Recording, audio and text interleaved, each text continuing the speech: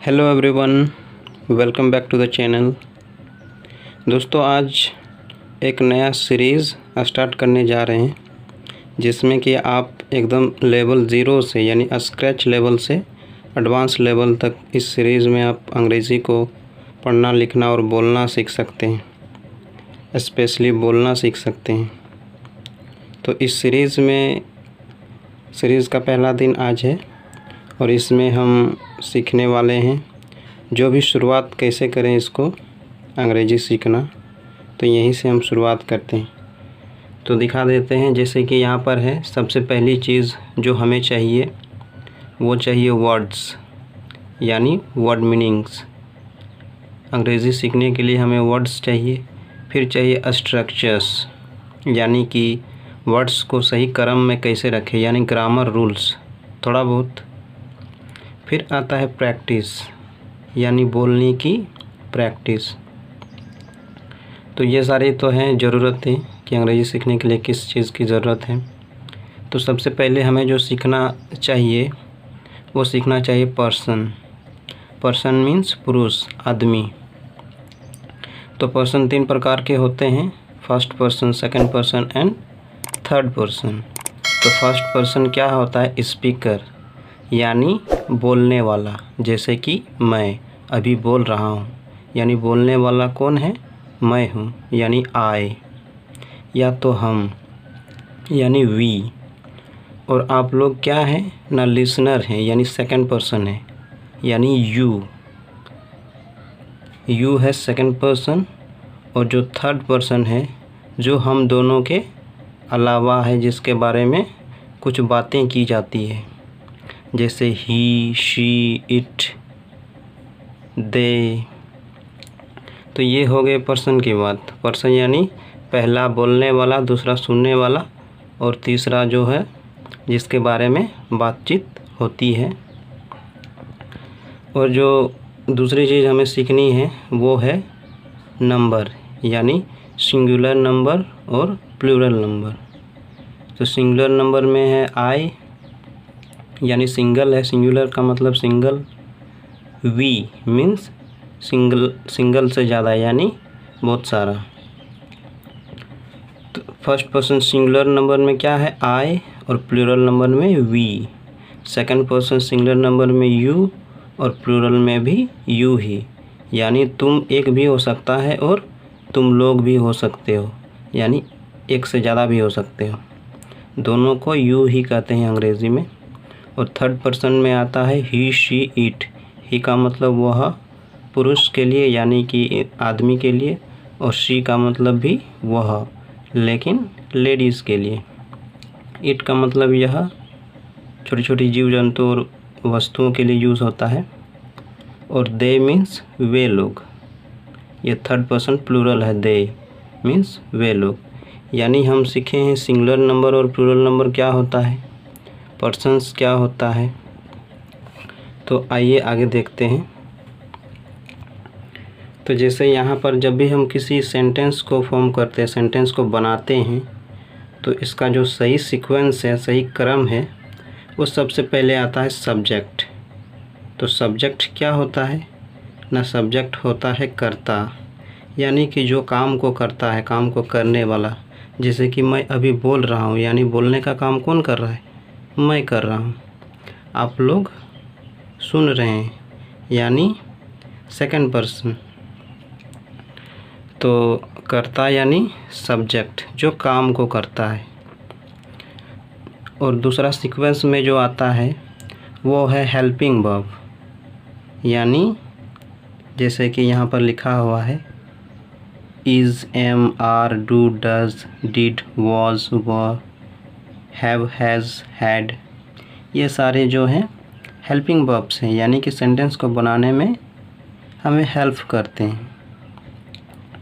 और जो तीसरा सीक्वेंस है वो है वर्ब, यानी क्रिया, यानी काम। जैसे गो, गो मीन्स जाओ, आओ, प्ले, खेलो, डांस।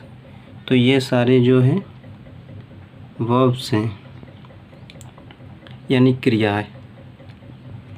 और जो चौथी चीज़ हमें सीखनी है सेंटेंस को बनाने के लिए वो है ऑब्जेक्ट, यानी कि कोई सामान या वस्तु, जैसे pen, PEN pen, book, car, school.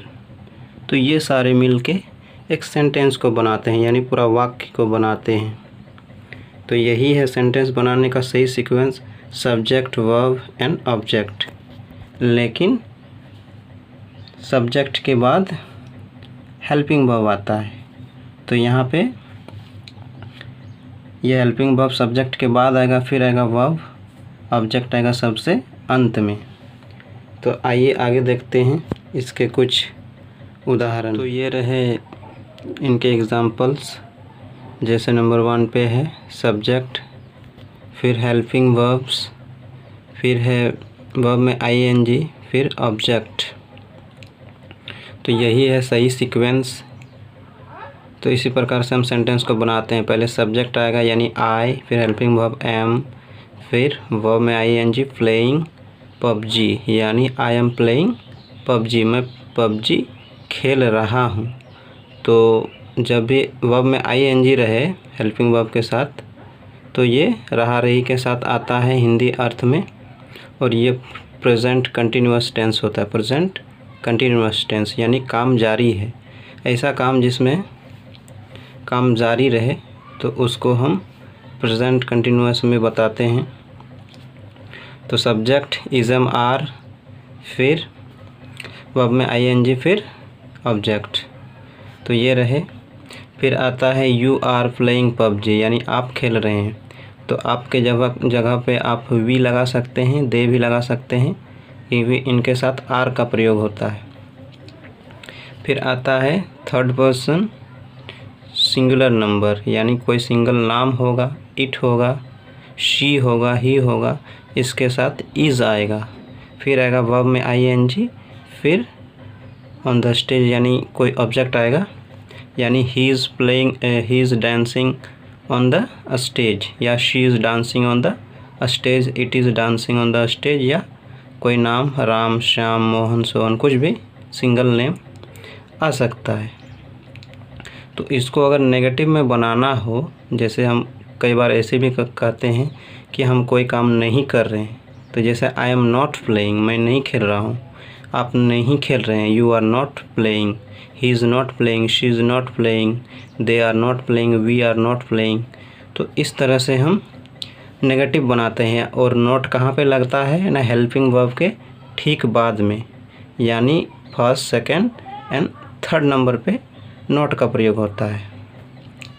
अगर इसी को अगर सवाल में पूछना हो तो इसमें हम करते क्या है कि हेल्पिंग वर्ब को सब्जेक्ट के आगे कर देते हैं, यानी आर यू प्लेइंग, यानी हम इसमें किसी को सवाल पूछ रहे होते हैं और ये कंफर्म कर रहे होते हैं कि क्या आप ये काम कर रहे हैं, क्या आप ये काम कर रहे हैं। जैसे कि इज़ ही स्लीपिंग, हम किसी से कंफर्म कर रहे हैं कि क्या वह सो रहा है, तो इसका जवाब हाँ या ना में दिया जा सकता है, यानी कि यस या नो में दिया सकता है।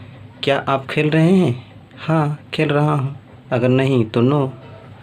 तो इस तरह से अगर इसको डिटेल क्वेश्चन में कहें, यानी WH क्वेश्चन में कहें, तो इसका पूरा जवाब देना पड़ता है लंबा चौड़ा। जैसे व्हाट आर यू प्लेइंग, यानी हमको हिसाब देना पड़ता है कि हम क्या खेल रहे हैं, यानी I am playing PUBG, free fire और फुटबॉल, हॉकी, क्रिकेट, कुछ भी खेल रहे हैं। तो वेयर आर यू प्लेइंग, यहाँ यानी कि आप कहाँ खेल रहे हैं, गली में, मोहल्ले में, या तो कोई फील्ड में खेल रहे हैं, तो जगह को आप बता रहे हैं। तो ये सारे जो हैं व्हाट, वेयर, ये सब WH वर्ड्स होते हैं जिससे हम सवाल पूछते हैं। जैसे कि यहाँ पर देखिए WH वर्ड्स, व्हाट क्या, व्हेन कब, वेयर कहाँ, वाई क्यों, हाउ कैसे, हु कौन, हुम किसे या किनको, हुज किसका किनका, ये सारे वर्ड्स जो हैं WH वर्ड्स कहलाते हैं, इसे सवाल पूछे जाते हैं। और यहाँ पर है हाउ मच, यानी कितना, इसका मतलब होता है कितना, और हम उस जगह पे यूज़ करते हैं जहाँ पर चीज़ों को नहीं गिन सकते हैं, जैसे पानी, दूध, ये सारी चीज़ जिसको हम गिन नहीं सकते वहाँ पे हाउ मच का प्रयोग करते हैं, और जहाँ पे गिन सकते हैं चीज़ों को वहाँ पे हाउ मैनी का प्रयोग करते हैं। जैसे कि I have a book, I have a, तो इस प्रकार से जहाँ पे भी हम गिन सकते हैं चीज़ों को, हाउ ऑफन यानी कितनी बार, जब कहना हो कितनी बार तो हाउ ऑफन का प्रयोग करते हैं। आइए आगे देखते हैं। जैसे कि यहाँ पे गो, वेंट, गोन, गोइंग, गोज़, ये क्या है, जो मेन वर्ब्स होते हैं वो वर्ब्स के अलग अलग फॉर्म होते हैं, अलग अलग जगह पे इसका यूज़ होता है।